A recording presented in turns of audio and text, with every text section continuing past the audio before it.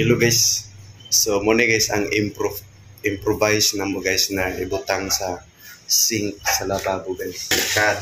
So kung mahilig kayo guys sa mga improvise na walay low budget lang guys, ito lang ang ibutang na to sa sink sa lababo guys. Mo ni siya guys, so ato ning i-cut. So man ni siya guys ang resulta guys.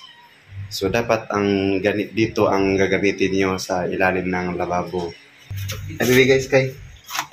Oh, taasan naman gani oh. Ari guys, osus, mura na ko ano plumbing guys pa. Panawa na guys. Oh. Ay sus, dara. Mo na ibutang sa ilalim sa lababo guys. Oh. So ato siyang isulod. Kali isulod diri.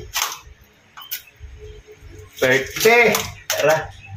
So hala, napuno na guys oh.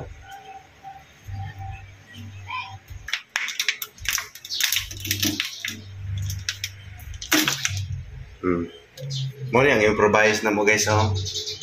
Karon ang next is kari naman natin isulod. Kari naman natin isulod guys.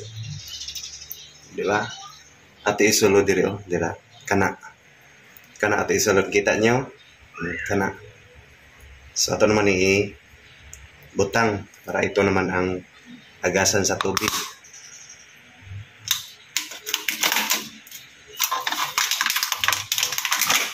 Ay, pwedeng disura. Nana. Dana guys, oh, ito ra kasimple guys. O, nana, butang na. So, muna ni kasi so, atong paagasan diri guys, oh.